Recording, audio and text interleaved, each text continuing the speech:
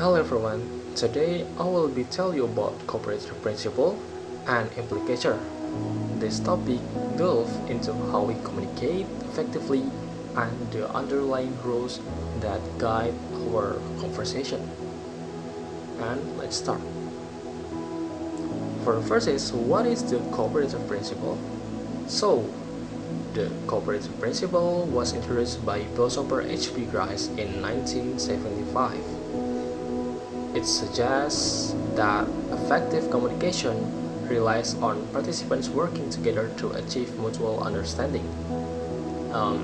Essentially, when we converse, we are expected to cooperate by adhering to certain unspoken rules. When these rules are broken, it can lead to misunderstandings, and that's where implicature comes into play.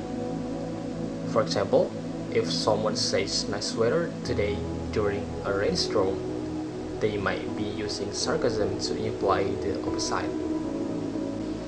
So Grice identified four maxims that guide our conversation. The first maxim is maxim of quantity. This maxim states that we should provide the right amount of information, neither too much nor too little. For instance, if someone asks, "Where's John?" and the response is simply, "He is in the library," that's a good answer. However, if the response is, "He is somewhere on earth," it violates the maxim by being too vague. The second is maxim of quality. Here, we are encouraged to be truthful and not say anything we believe to be false. If someone asks, "Is the project done?"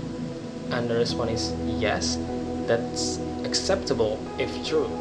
But if the response is, "I think so," it implies uncertainty. And the third maxim is maxim of relation. This maxim emphasizes relevance. If someone asks, "Did you like the movie?" and the response is, "The popcorn was great," it violates the relevance maxim, suggesting the person didn't enjoy the movie. And the last maxim is maxim of manner. This maxim advises us to be clear and orderly in our communication. For example, saying she gave birth to a baby and a puppy can be ambiguous and violates the maxim of manner. What is implicature? Implicature refers to the implied meaning behind our words, which is often derived from context and shared knowledge. There are two main types of implicature. The first is conventional implicature. This type is tied to specific expressions. For example, the word but implies a contrast. If someone says she's smart but lazy, it suggests a contrast between her intelligence and her work ethic. And the second is conversational implicature. This type depends on the context of the conversation and the adherence to Grice's maxims. For instance, if I ask, "Can you pass the salt?" and the response is, "It's over there," the implication might be that the person is suggesting, "I get it myself." Next is example of implicature in action. Okay, so let's look at some example of implicature in action. The first is floating the maxim of quantity. If I ask, "How was your date?" and the response is, "She wore a red dress," it implies that the date was unremarkable. The second is floating the maxim of quality. If I ask, "Is the project done?"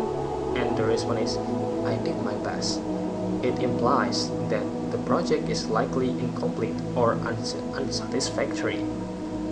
And the third one is floating the maxim of relation. If I ask, "Will you attend the party?" and the response is, "I have an exam tomorrow," it implies a no without directly saying it.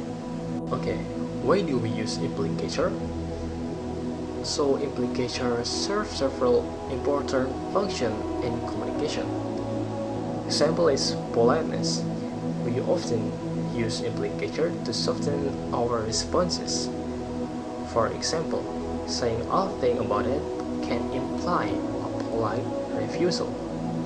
The next is humor or sarcasm. Implicature allows us to convey humor or sarcasm.